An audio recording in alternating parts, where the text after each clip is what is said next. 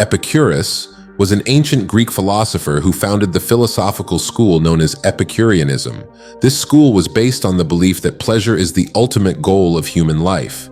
However, Epicurus believed that true pleasure could only be achieved through the pursuit of virtues such as wisdom, justice, and moderation, and by avoiding pain and excess.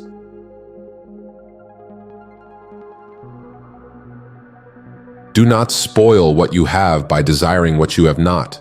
Remember that what you now have was once among the things you only hoped for.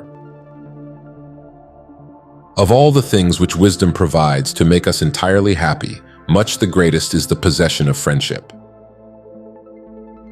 We should look for someone to eat and drink with before looking for something to eat and drink. Death is nothing to us, since when we are, death has not come, and when death has come, we are not. You don't develop courage by being happy in your relationships every day. You develop it by surviving difficult times and challenging adversity. Death does not concern us, because as long as we exist, death is not here, and when it does come, we no longer exist. Why should I fear death? If I am, death is not. If death is, I am not. Why should I fear that which can only exist when I do not? The misfortune of the wise is better than the prosperity of the fool. The man least dependent upon the morrow goes to meet the morrow most cheerfully. In a philosophical dispute, he gains most who is defeated, since he learns most. The greater the difficulty, the more the glory in surmounting it. It is folly for a man to pray to the gods for that which he has the power to obtain by himself. Is God willing to prevent evil, but not able? Then he is not omnipotent. Is he able, but not willing? Then he is malevolent. Is he both able and willing? Then whence cometh evil? Is he neither able nor willing? Then why call him God? He who has peace of mind disturbs neither himself nor another. Empty is the argument of the philosopher which does not relieve any human suffering. The art of living well and the art of dying well are one. I have never wished to cater to the crowd, for what I know they do not approve, and what they approve I do not know. If God listened to the prayers of men, all men would quickly have perished, for they are forever praying for evil against one another. It is not so much our friends' help that helps us as the confidence of their help. Let no one be slow to seek wisdom when he is young, nor weary in the search of it when he has grown old. For no age is too early or too late for the health of the soul. Riches do not exhilarate us so much with their possession as they torment us with their loss. Man was not intended by nature to live in communities and be civilized. Pleasure is the first good. It is the beginning of every choice and every aversion. It is the absence of pain in the body and of troubles in the soul. A blessed and indestructible being has no trouble himself and brings no trouble upon any other being, so he is free from anger and partiality, for all such things imply weakness. I never desired to please the rabble. What pleased them, I did not learn, and what I knew was far removed from their understanding. It is impossible to live a pleasant life without living wisely and well and justly. And it is impossible to live wisely and well and justly without living a pleasant life.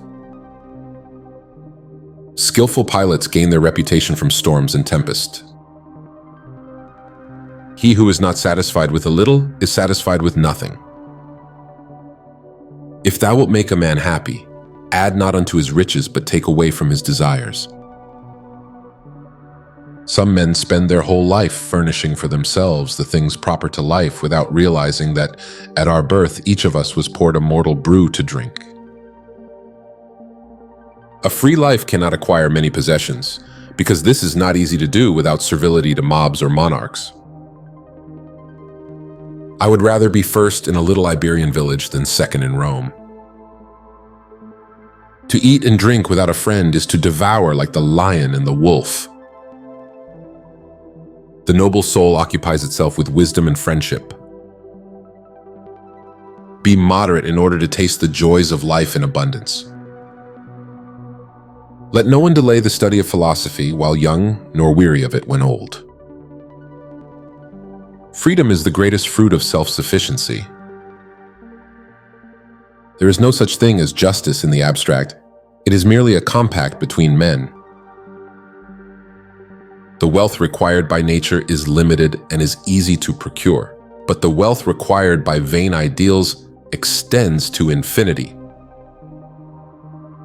He who says either that the time for philosophy has not yet come or that it has passed is like someone who says that the time for happiness has not yet come or that it has passed. Happiness is man's greatest aim in life. Tranquility and rationality are the cornerstones of happiness. Of all the means to ensure happiness throughout the whole life, by far the most important is the acquisition of friends. All friendship is desirable in itself, though it starts from the need of help. It is possible to provide security against other ills, but as far as death is concerned, we men live in a city without walls. Death, therefore, the most awful of evils, is nothing to us, seeing that when we are, death is not coming, and when death is coming, we are not. The noble man is chiefly concerned with wisdom and friendship. Of these, the former is a mortal good, the latter an immortal one. You don't develop courage by being happy in your relationships every day. You develop it by surviving difficult times and challenging adversity. Misfortune seldom intrudes upon the wise man. His greatest and highest interests are directed by reason throughout the course of life. We must exercise ourselves in the things which bring happiness, since if that be present, we have everything, and if that be absent, all our actions are directed toward attaining it.